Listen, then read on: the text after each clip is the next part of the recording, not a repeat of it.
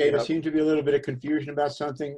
Somebody in the chat mentioned paperwork to submit to the virtual NA. What exactly do we need to do to get on the NAWS virtual? Could you go through that real quick? If you send the meeting information in, and what we basically need, whether it's temporary or permanent, the name of the meeting, the location of the meeting, the format of the meeting, the same things that you would submit on any meeting, and the link. If you don't submit all that, you will get an email back stating what I just stated, and we'll be waiting for you to resend the information correctly so that it will go into the database correctly. Great. But you guys are distinctly separate than World Services, right? I think. Oh, absolutely. This is not the office. This is a group of addicts that put this thing together as a separate body to cover the virtual meetings because they weren't being updated by NA.org. They don't have the ability to do that. That's not what they were about. So we created our own database with the BMLT guys and created a root server. This is not NAWS. Well, This is the fellowship. yeah, but so to be clear about what the distinction about what Jay's talking about is, this is a service that is provided. The virtual-na.org website is a service that's provided by trusted servants all over the world in the fellowship who came together based on the need, because there's a different protocol for updating stuff at World Services website and their virtual resources or online meetings. So if understand that that's why if you're a member looking for a service, that those are two different services and they're handled in two different manners, and there's two different service bodies in charge of those, so they're not the same, Right. and that's why, like we're not digging on the World Service Office. It's just that their current system wasn't able to handle this the same way that the other guys at Virtual-NA are, and that's why. So I'm going to transition to something else, and I want Wilvina to come in and talk about this too. Is that, so she was asking some questions about the nationwide virtual phone line, and so that was another thing. Like, you see that there's pretty much a PR website went up for the virtual meetings, and now there is a US-based online virtual phone line. So the meeting list and the website is on Virtual-NA, and then our home group we built and are funding, the North Star Online Group is funding the nationwide phone line. So Wilvina, you want to jump in here and talk about that a little bit? I just wanted people to be aware.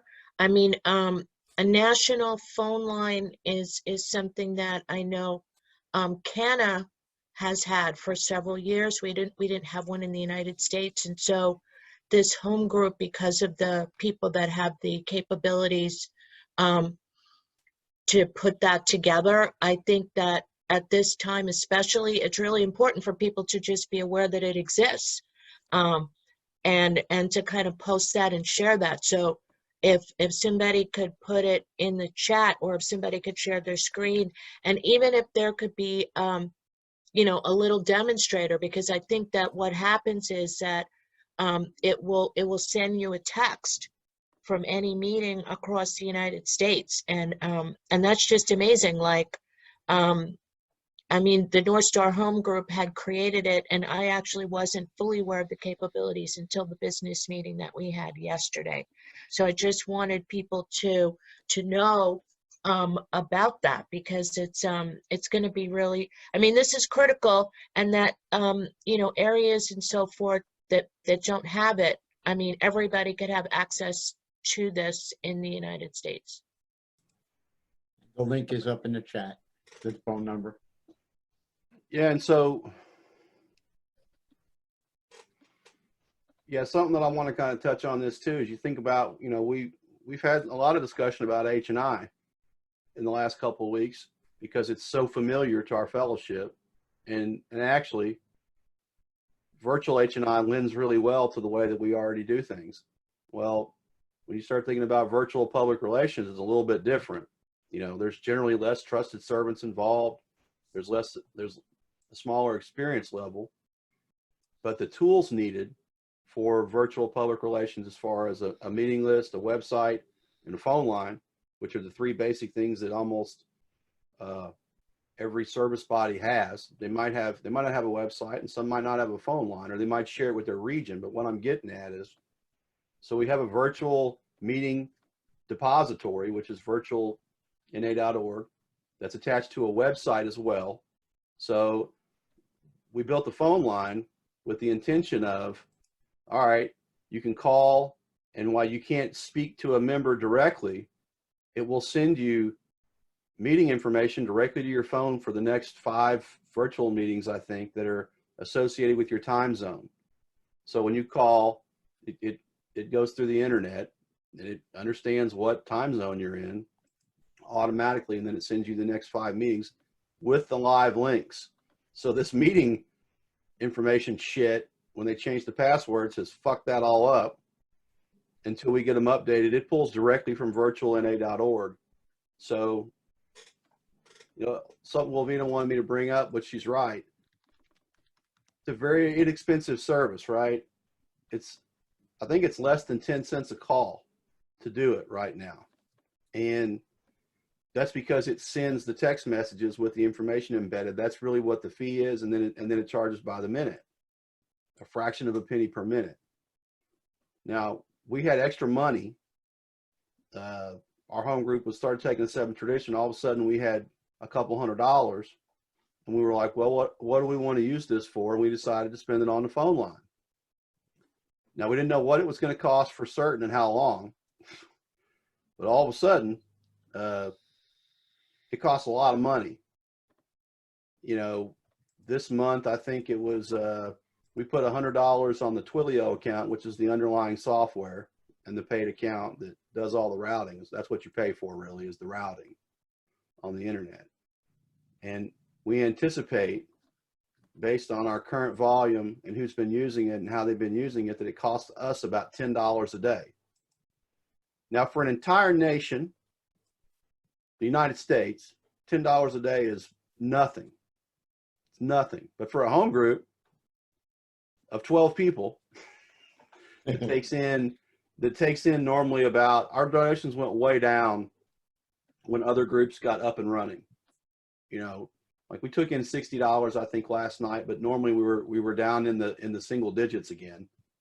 So we agreed yesterday to fund this thing for another 30 days, anticipating that it would be around $10 a day, so about $300. But it serves the whole nation. Now, we haven't even done a real public relations push with that phone number. You know, what if we made that phone number available in a public service announcement the same way we have with the Virtual NA website, public service announcement, and the NA.org? Now, all of a sudden, that bill would probably exponentially go up.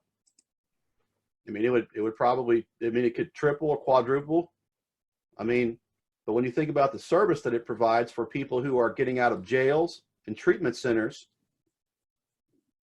that no matter where they are, in what part of the United States, that they would be able to find virtual meetings sent to their mobile device, no matter where they were, that's a solid service. But who's going to fund it, right? Like right now, our home group's funding it, you know, and we haven't decided how much longer we're going to be able to do that. But now at least you guys know that this thing is a real thing. You know, Hal posted the link. You can see the number in there. You can go try it out, and you can share the number, and we'll see if other people want to start pitching in. You know, we discussed yesterday at our business meeting, and Jess and Hal, Amber, you know, Wolvina are here. They were all at the meeting. You know, that we would be willing to accept donations from other home groups or service bodies that were willing to help fund this, provided that those service bodies or home groups were on board, and they knew that if they gave us money, that's what it would be going for. Now, normally, it talks in the concepts about earmarking funds. Well, whatever. If you want a nationwide phone line, you're going to have to help pay for it. So if you send us money and say, I want this to go to the phone line, that's what it'll go for.